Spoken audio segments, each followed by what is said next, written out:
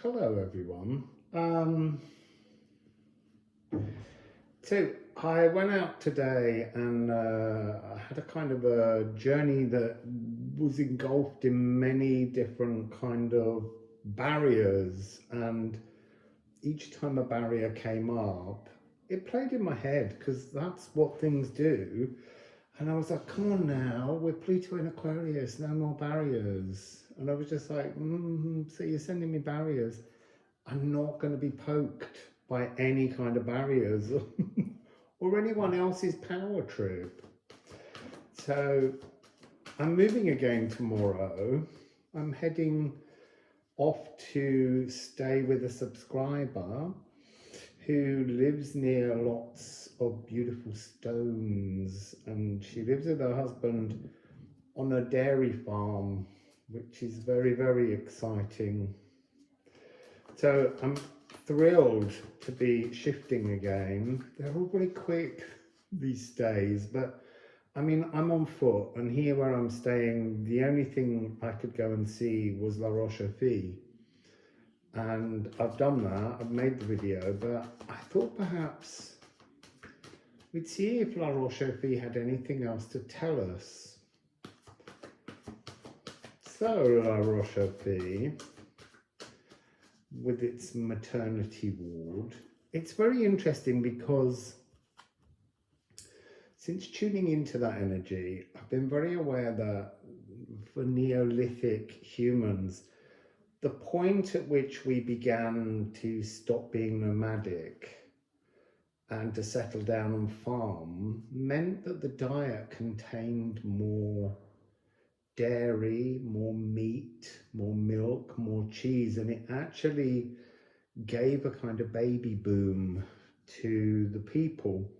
And so you can understand actually the importance of having a sacred space in which to honor life, because, you know, creating a child back then, I don't know about now, I've never done it, but it's a really deeply mystical and magical thing. You give birth to a whole other life that is separated from you. That's a pretty amazing thing. So, big thumbs up to all the mums out there. Also, I've been picking up, you might remember, Mother of Many and her dolmen that I visited when I first came to Brittany. If I get a chance, I'd like to go back. Maybe she'll turn up in one of the other dolmens. So, what do we want to say? What do we want to say? You see, I'm a bit concerned. This is just another personal reading. So trine, we have this melodious energy coming from La Roche-aux-Fous. The core ore, I mean, and moon in Pisces. There's something here about, we have here this magical opportunity of birth in terms of a tester code 6039. So this is a deeply mystical experience coming from the core of the women who gave birth in there, I guess. And it's got something to do deeply with being in tune with the dance of the natural world, of fertility cycles. It's a really interesting energy, but it's also, there's a sense within these cards that when you were pregnant and you were nomadic and you were traveling and you had to go and seek out food in certain places as you wandered, there's something here about this wonderful calm of actually being able to settle, being able to be still, being able to prepare. And so I'm hearing it's not just about birthing a child, it's actually about how we attune ourselves to the natural world around us and how very cut off we often are from the true cycles of nature. Remember, this is where the last lunar eclipse was, on the 17th of September, which is followed by the solar eclipse in Libra. And this will become the North Node soon. So the destiny to release, the destiny to transform, the destiny, that's interesting, the destiny to not wander, to transform the way in which we live. Because there's something about the dance, beginning a new dance, but it's almost like you can't dance while you're overburdened, and this card is about letting go. Passive daydreaming. So what do we have as the...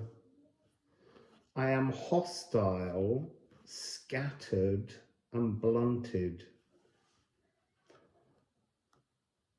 That's the energy I've been running into today. People who are hostile, scattered and blunted, pushing that energy onto me, and I'm not willing to accept that. In the past, I may have been willing, but right now we have to acknowledge that things that present themselves to us, we allowed them to be created. So, you know, if you're angry, you allowed that anger to be there because you need to see the anger and you need to release it. We need to release our own frustrations. So I am cordial meaning kind and helpful. I am garnered, to be bejeweled, to be transformed, to be shining.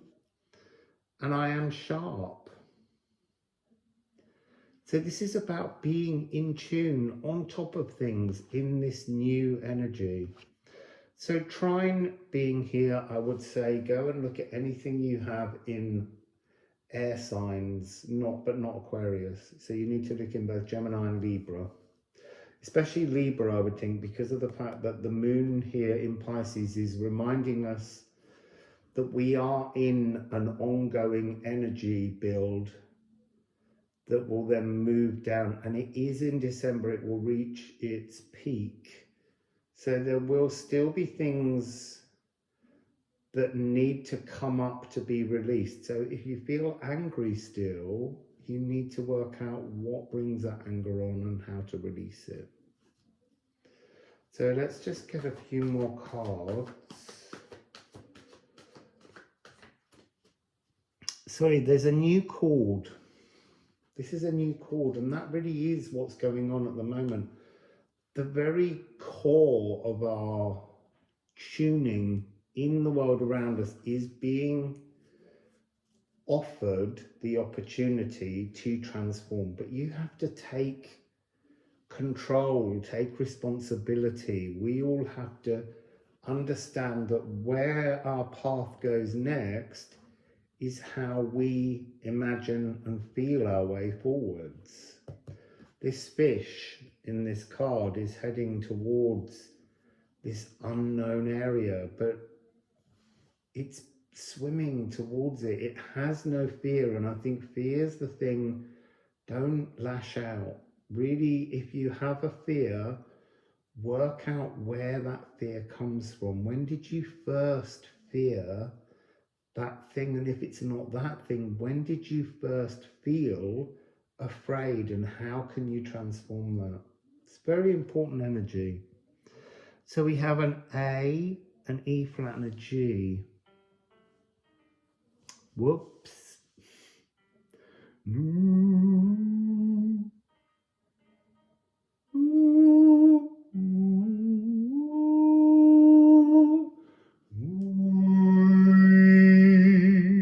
That's G of Jupiter.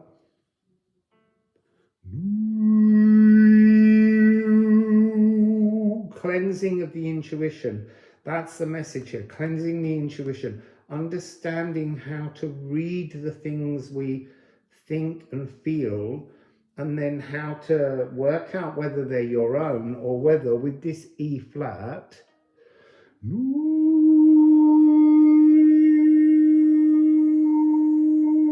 is it an old ancestral thread that you're just allowing to resonate in you?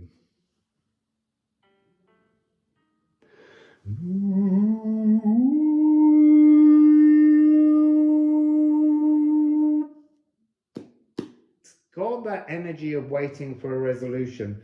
So that's going to be a kind of energy that we're waiting and wading through at the moment. The resolution isn't there quite yet. There's something about solstice, 21st of the 12th. It's always a fantastic numerological mirror. And I've been picking up that energy. I just haven't looked into it. I'm still working on the party.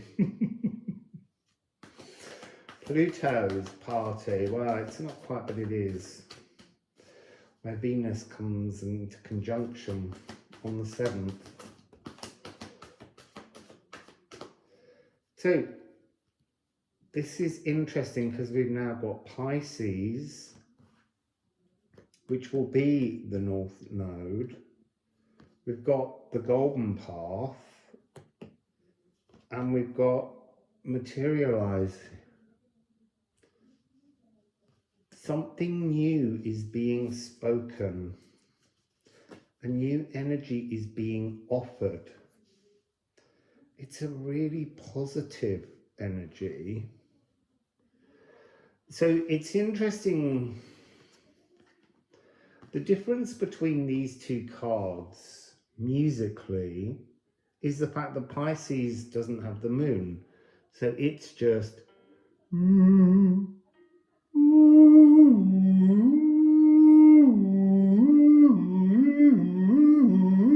for like a Highland was a lonely goat herd. There's something of a mountainous yawn and a yodel going on in that sound. But it's, how do you intue something? How do you allow your third eye to bring in the new energies? But then how do you ground that and remove the idea that it's just a daydream? How do you materialize it into your golden pathway? So Embers, the Stellar Nursery, this card is a realm, it's a triad. So it has C, E, and G.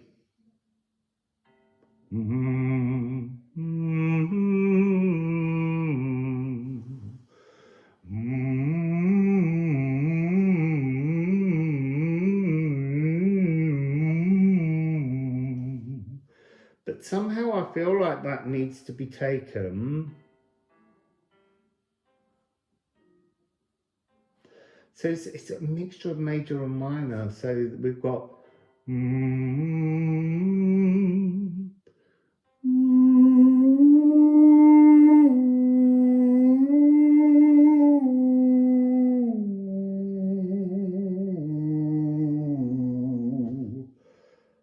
that's just an interesting, so there's still something here in the materializing. Materializing is a 4/4 rhythm. It's bringing something into the body. So the idea, the thought, the intuition has to be made golden within the body. It's just interesting because I don't know the answer, and I think each person's answer will be personal. But there's something very, I want to say mundane. It's not about waving a wand. It's not about doing a ceremony. It's not about making a wish. It's not about casting a spell, having a glamour. There's something in this that with the 4/4 rhythm and the C major called the golden path to live, to make your dreams a reality, is somehow very simplistically mundane, in that I guess at the very core of it, you have to trust yourself in bringing it forwards. Bringing something, look, if you're intuing an idea, if you have a dream, it's divinely intended. So how do you make that divine intention manifest and materialize as a journey on the golden pathway? By just believing that you can do it. You have to stop. So what I'm hearing is that phrase that came through a long time ago: a drop of doubt wipes it out. So if there's something you're trying to bring forwards and you're shuffling your deck and you're saying, is this going to happen? Is this going to happen? Is this going to happen?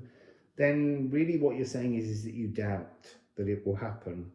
So there's something about, even I would say at this moment, this doesn't require a sense of synchronicity. Seeking a synchronicity to this magical materialization, because this requires balance, but it requires a trust. And that's to take, how much do you trust and how much do you doubt? And you've got to bring that into alignment, and then you've got to push it into just trust. And you've just absolutely got to trust that your divine higher frequency that inspired what it is that you wish for can deliver it, can make that happen, can bring that into your reality. But somehow it's almost like doubt closes down the golden light that needs to shine from within your core ore. Soporific, limited, and fruitless. It doesn't matter if that's been your journey. Everything can change. There's a peal of bells here. This is time to be exhilarated, cosmic, and materializing.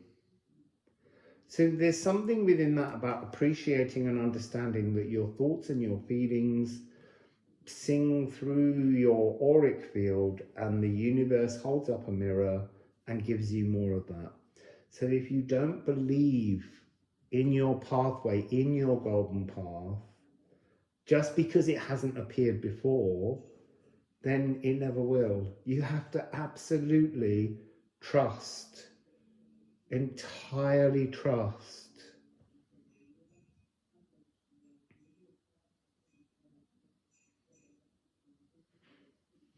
Okay, we're gonna shuffle a rune or two just to see what else. See, there's something within this that's coming across of the energy of giving birth, losing babies, having miscarriages, and then having this moment where you just trust and something materializes from within your core. There's a sort of, it's a divine masculine frequency. And look, we have lost our connection to what we call the divine masculine. It's the yang, it's the actioning, the divine actioning. Let's call it the divine actioning for now, so that we don't think that only one gender has it. We both have it. Both genders have these things. This is the ability to, the dream, this energy here, the intention, this trining frequency, this is all deeply intuitive, which I would call the divine feminine, but we're going to call it the divine intuitive frequency, being transformed by the divine actioning.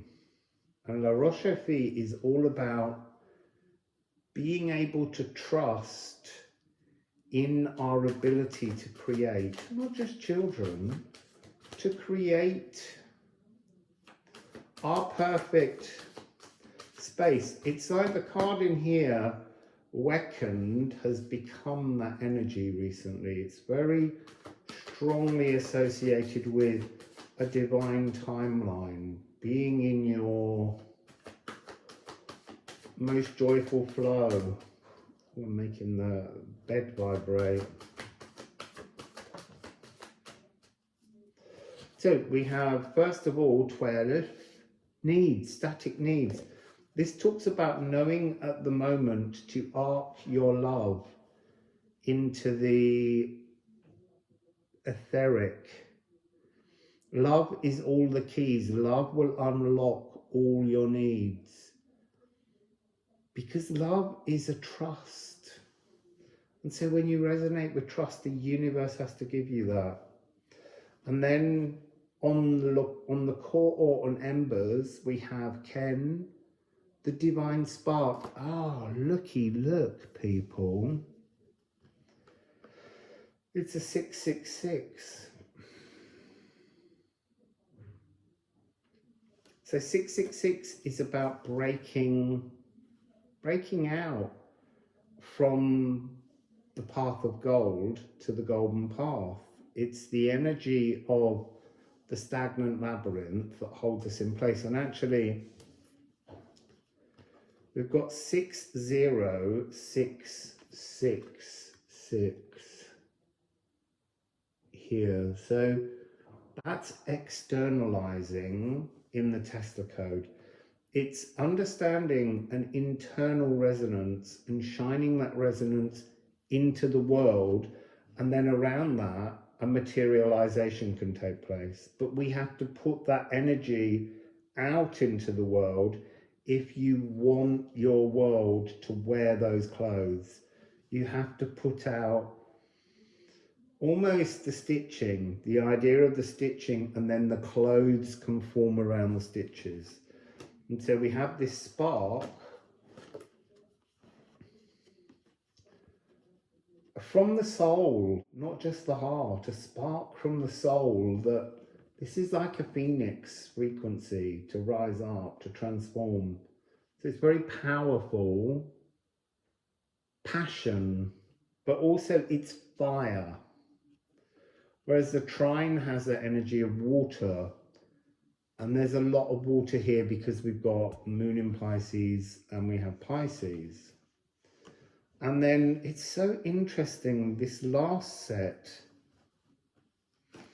So the passive daydreaming, the divine intention to create into the now, to bring that energy forwards. You can almost see this and this and this blueness of this.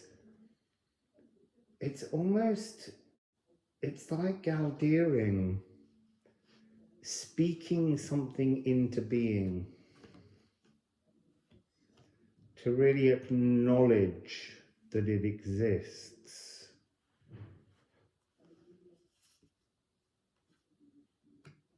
Wow, that's really beautiful energy.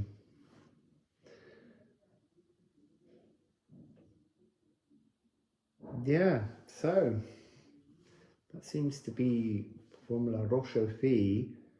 Trust, create, give time, ignore past failures, and just know that sometimes a failure comes along not just as a lesson, but because, look, and we all dislike that word divine timing, but let's call it, instead of divine timing, let's call it the timing of the music of the spheres. You know, we are a chord, we are a rhythm. And if the divine symphony hasn't reached the movement that we're a part of, in orchestras, you know, you sit there and you count bars of silence while you wait to rejoin the orchestra. And that seems to be what it's saying. We have to just accept that sometimes it's not our time to play our song, but something now says that your song is wanted. So go sing. Wassail.